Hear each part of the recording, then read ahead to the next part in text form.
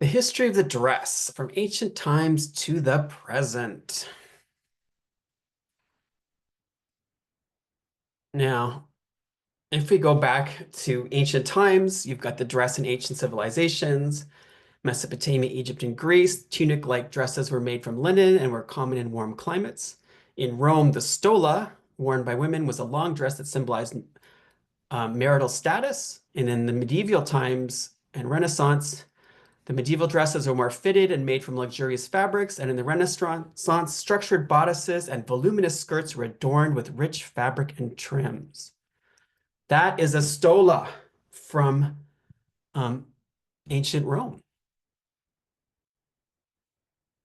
This is from the medieval times, and you've got that fenêtre d'enfer, the window to the hell, which was what the cutout panels on the side of those dresses were called. This is a Renaissance dress. It's Italian, and the painter Ghirlandaio that painted this paid a lot of attention to the fabrics, and I'm pretty sure this was a family from Florence, Italy, and Florence was a cloth town. They made all their money making beautiful woven silks. So the fabrics on these dresses were just gorgeous, and they were part of community property.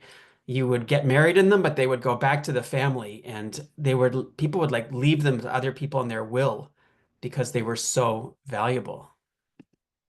All right, 17th and 18th. You've got Baroque and Rococo. So the Baroque period with the exaggerated silhouettes with wide pannier-supported skirts and decorated bodices. And then the Rococo was lighter, more playful styles with pastel colors and floral motifs. So that is a very Baroque dress. And it's one of those ones you have to go sideways through a door because it's so wide with the panniers. And I'm pretty sure, although the weaving was at a very high level back then, I'm pretty sure the decoration on this dress is actually embroidered by hand. It's all hand stitching. The panels down the front may have been woven, but I'm pretty sure the skirt design was actually all embroidered. So it's pretty amazing the work that went into this dress. And this, as we talked about last week, um, was probably a skirt with a top. It would not have been attached. You basically would sew your the person wearing it into the dress. This beauty is a dress that was owned by Marie Antoinette, and it's in Toronto. It's at the Royal Ontario Museum, and I have researched it. I researched it for my book that's coming out, hopefully 2025, my Canadian fashion history book. And it's a spectacular dress. Apparently, the story behind it was that Marie Antoinette handed it off to one of her ladies in waiting, one of her attendants, the posh ladies that hang around with the Queen, who emigrated to England. So missed the French Revolution, was not executed, and then this was passed down in the family and ended up at auction in the 1920s when it was bought by Charles Corelli, who was then the curator he's one of the curators at the Royal Ontario Museum. So we got it in the 20s and it came to Toronto, and there are very few dresses that belong to Marie Antoinette left because everything was ransacked and stolen and destroyed during the French Revolution. So the fact that this thing is around is amazing, and that it's still beautiful. Like I went and examined it. It's just gorgeous. So that is in Toronto as we speak. All right, 17th and 18th, Age of Revolution and the Empire Waist. So after the French Revolution, simplicity replaced the opulence of the Rococo, and then the Empire was that high-waisted dress inspired by classical antiquity. And you will recall your Empire waist, which is still to this day, like usually it's a baby doll. You have like a mini dress with a very high waist on it, just under the bust line, and still a popular cut. This is Austrian, and again, that all that hem decorative element would have been embroidered by hand on this dress. You can hardly see Hortense. This was Napoleon's stepdaughter. It was his wife's Josephine's daughter, and I think she was the queen of maybe Holland, the Netherlands. Napoleon married off all of his family members to various different royal houses so that he would be connected with them. And so Hortense got married off to, yeah, I'm pretty sure it was It was Dutch, but I'm not 100% sure. There is that nice high waist that we talked about, and much simpler shapes and silhouettes than we'd seen in the Rococo era for sure, which is probably the most ornate and elaborate era for dresses and fashion. Then we have Bridgerton. Those of you that had me for FSH 200 know that I'm obsessed with this show, and I love the fact that the the costumes were both pre-revolutionary because the aristocrats like the Queen was wearing the old Ancien Regime silhouettes, right? Which everyone in the courts all over Europe was wearing relatively the same stuff. And because royalty tends to be naturally very conservative, she and her ladies in waiting were all in the old style, right? They were in the like the revolution never happened. But so that's her and her ladies in waiting. But then the modern women were wearing the empire silhouette because this was supposed to be happening around 1810, 1815. So it's interesting, in terms of the costuming, how it reflects people's outlook on life, basically. Like if you're more progressive and, you know, fashion forward, you're going to wear that silhouette. If you're much more traditional, like our queen, you're going to be wearing those. And they're all wearing it at the same time, which I think is probably accurate and quite interesting. All right, 19th century, we're in the Victorian era and the crinoline. Victorian fashion were structured dresses with tight-fitting bodices and voluminous skirts. Cultural and social influences, dresses reflected a woman's social status and morality. So this is a still from the ballet Giselle, which is still to this day performed and basically has the same costuming and it's the same choreo as it always had, but they also wear the same costumes. And the ballet tutu was basically introduced around 1840, 1845.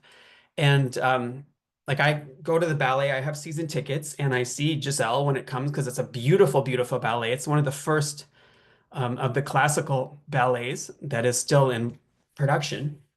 And those dresses are kind of reminiscent of the silhouette of the era, which I find so fascinating because it's like a time capsule. This is Queen Victoria's wedding dress, and it was again inspired by the same era that produced the tutu, because the dresses were all kind of fitted like that. And that's her, and she was tiny, and that's her little tiny wedding dress. She was also one of the first people to wear white for her wedding, and white became a thing after Queen Victoria.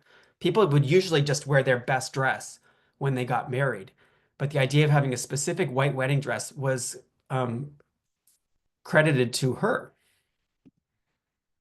Here we have that same shape and silhouette. This is from North America, and I believe she was from Philadelphia. Elizabeth Brown Moutier, who is the subject of this portrait. This is one of the Russian imperial family, one of the Grand Duchesses or Tsarinas, and all of these. This painting is by a painter named Winterhalter, who painted most of the royals of the 1860s and 70s. And you can see the splendor of the dress. And this is not French pre-revolution. This is like 1860s, 1870s. This was in Russia, and the Russians were heading for their own revolution at this time. It would happen around 1911. This lovely lady, the Princess Gurama, is also painted by Winterhalter. She was a royal from India who ended up hanging out with Queen Victoria in the Victorian court. If your dress, if you want to be inspired by other cultures, absolutely bring it. I mean, there's gorgeous, gorgeous formal dress all over the world. This is another Winterhalter, and this is Empress Eugenie, who was married to Napoleon's nephew, Louis Napoleon, who was the second emperor. So the era was called Second Empire. This is 1855, and you can see the fantasy and the lushness of these dresses. It's interesting. She's portrayed, she's the one up here holding the little sprig of flowers. She's presented as this very soft lady surrounded by her ladies in waiting, but she was actually tough, tough, tough. And she definitely helped run the government with her husband. She was no lightweight. That's her again. And in this one, she is um, basically has dressed up like pre-revolution. So they were trying to connect the empire era with pre-revolutionary luxury and status, give it a kind of a historical pedigree. This is Elizabeth of Austria. She was famous for her very voluminous reddish brown hair. She unfortunately got assassinated by a revolutionary. So by the heading towards the end of the 1800s, the bustle swept up to the back, you will recall from fashion history class, and the silhouette got narrower, like this one. So this is other types of wedding dresses. People would, would get married in their best dress, and then they would have that dress going forward. This is not historical. This is a John Galliano piece for, well, I guess it is historical because it's from the 90s, but is when Galliano was designing for Dior. And he was inspired by various eras in this spectacular dress. Like when this was on the runway at the fashion show, it came down these marble steps, the model wearing it, and it was just really dramatic and really beautiful. So again, if you want to be inspired by history for your design, this is the time to do it because this is your extravaganza. There we have what year was this painted? This is probably 1890s. It's a John Singer Sargent portrait. This is another portrait of the era, and that bustle has now been swept up at the back, and you've got that nice tight little corseted waist and kind of a column silhouette from the front. And this is 1880s, 1880, 1890, right around there, I would say. Getting closer to 1900. If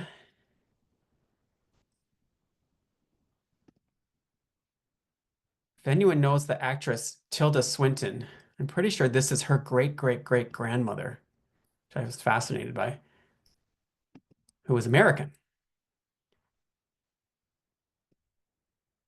That's John Singer Sargent. This is the portrait of Madame X, one of the famous black dresses from history. This portrait ruined this woman's social standing. It was originally painted with the chain falling off her shoulder, and she is very heavily powdered, and she's got that very pink ear, and people were scandalized. And she was an American living in Paris. And this portrait that Sargent painted of her basically disgraced her socially, which is kind of crazy because it's a beautiful dress and it's a beautiful painting. All right, the end of the century, things start to loosen up a bit. This is around 1900. This is a dress by Worth. Love the embellishment on it, that embroidery. This is Russian again. We're getting up to the Russian Revolution at this point, and you can see the splendor and the excess in these beautiful garments. The train on this thing was like, I don't know, 15 feet long. This is by the House of Worth, and although very soft and flowing, this dress is so structured underneath with that corseting.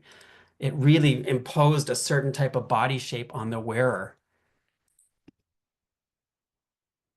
Again, beautiful detailing on this. By this point, it would probably been, some of it would have been done on machine, some of it would be done by hand, because after 1860, 1865, sewing machines were quite common in usage. Just beautiful details. Okay, then we get into Fortuny, Fortuny, and we're now getting into the 10s and the 20s, and everything changes. All of a sudden, the corset gets ditched for the moment, and things become much looser and much more fluid. And Fortuny was famous for those tiny little pleats that were on the dress.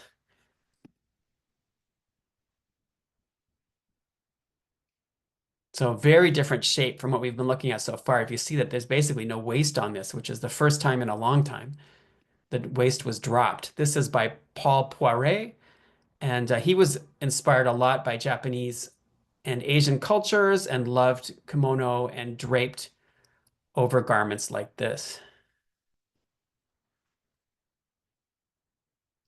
This is another Paul Poiret.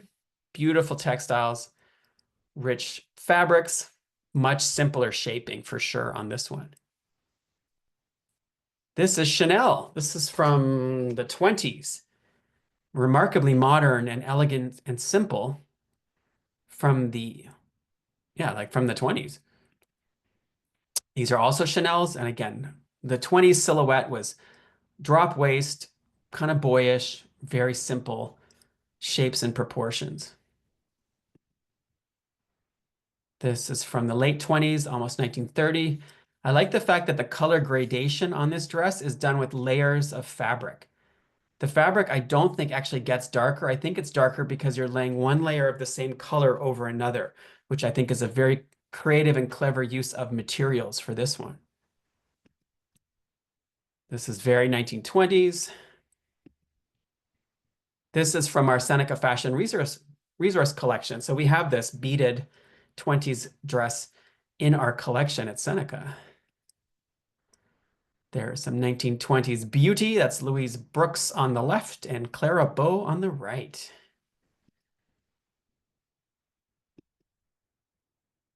Late 20s, beautiful embroidery. A lot of these dresses, this probably came up in your fashion history classes.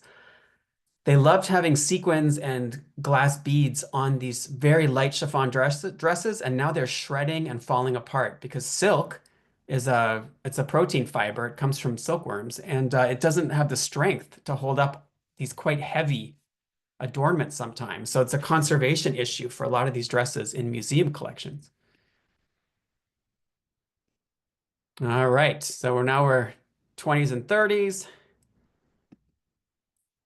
There's Marlene Dietrich, who wore menswear and women's wear very effectively in her glamorous film roles.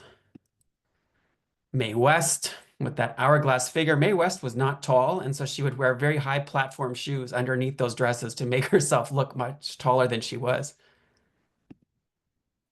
There is the woman in the middle is Edith Head, who was a Hollywood designer, and she designed a lot of the wardrobe for films that you are familiar with, like she did Rear Window with Grace Kelly, who's on the left, and she did a lot of Audrey Hepburn films, and she was quite famous in her time. I think she's got 1, 2, 3, 4, 5, or 6 Oscars there that she won for her work. This is from All About Eve, which was a fantastic movie with Bette Davis. It was the first appearance on screen of Marilyn Monroe. It was her first movie role. All right, so now we're in the 30s where things become very streamlined. The hems drop, and Second World War, proportions and shapes get much simpler because you're rationing fabric at this point. You're making do with what you can because in the 40s, the war was happening. All right, this is the late 30s Elsa Schiaparelli, embroidered and embellished cape over an evening dress that's quite simple. This is by Charles James, phenomenal American couturier. He did beautiful, beautiful dresses. This is another James, and Charles James was probably the most famous American couturier, and Christian Dior has credited Charles James with the inspiration for the new look. So James was doing it first, and Dior took the inspiration from what James was doing. This is from Shanghai. It's Chinese. From I think around the just after the Second World War. There's the new look, which is that tiny waist, those full skirts that happened in 1947 after the Second World War. And that was, of course, designed by Monsieur Christian Dior. And his designs were a fantasy come to life. They were beautifully embellished, they were hyper feminine, and they were definitely a reaction to the war years where things had been very rationed. All of a sudden, you had this spring happen, and these beautiful um, fantasy dresses are like people wanted to forget about the war and just have these beautiful garments. This is from our Seneca Fashion Resource Center, and it is also Dior. So we have some nice Dior in our resource collection. This was from I think this is in the Royal Ontario Museum, and it was the Dior for a young woman. I think she was about 13 or 14 years old. So it's for a junior's Dior dress. Glamour, glamour, glamour. I don't think this is Dior though. That maybe it is. Okay, so this definitely is. And the ROM has one of these. The Royal Ontario Museum has a longer version of this stunning dress, which is called Palmyra, which was inspired by the historical site Palmyra. That's the one that the Royal Ontario Museum has. It has a floor-length one, and it is just spectacular, the embellishment and the beading on it. There's Princess Margaret when she was debuting or was doing something. She was probably about 20, 21 years old in her custom Dior gown. Well, she wouldn't have been debuting because that would have been 15 or 16, but it was some formal occasion, and this dress is in museum collections. I think it's in the Royal Albert, the Victoria and Albert collection in London, England. All right, so now 60s, 70s, up to contemporary time. So bam, we go from that to this in a very short time. And it was a radical change in society, and it was reflected on what people wore for sure. The mini skirt, the mini dress became this very liberating garment of the era. That is Jean Shrimpton, one of the supermodels of the era. She was British. This is a great store called Biba, which is no longer around, but it was where all of the coolest people in London, swinging London, would go and buy their clothes. It was owned and designed by a woman named Barbara Hulanecki, who wanted people to wear what she liked. And so she basically made this beautiful business from it. Okay, that is a paper dress. There's all kinds of crazy innovations during the era. The go-go boot and the little mini dress were definitely the look of the time. These are from Courrèges. These are, it's either Pierre Cardin or Paco Rabanne. It's one of the two. I think the one on the right is Cardin. I think the left is Paco Rabanne. Also, that has to be Zandra Rhodes with that beautiful printed textile on that much flowier dress. These are on trend right now. There's a lot of that happening. This is more Biba. Yves Saint Laurent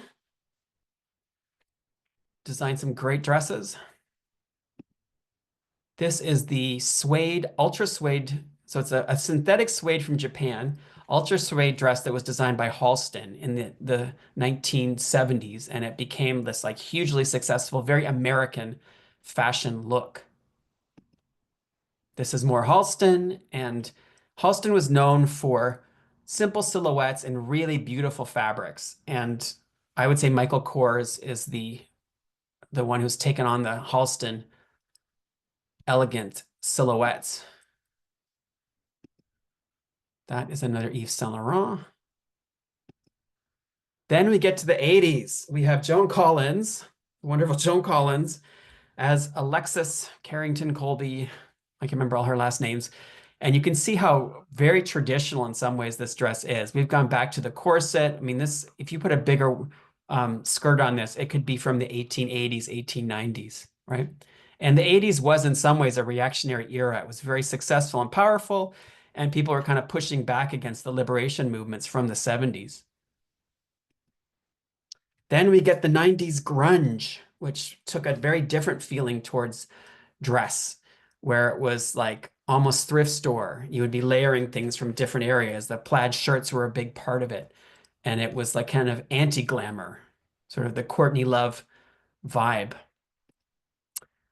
Then we get into the modern era, which is this is a McQueen dress, and it's just a fantasy. Was inspired by foam on the ocean. You know, when you've got foam when the waves are coming in. I mean, what a beautiful, beautiful dress. And his stuff was always like that. And he always was referencing history and doing it in his own special Alexander McQueen way. All right. So that is our dress lecture.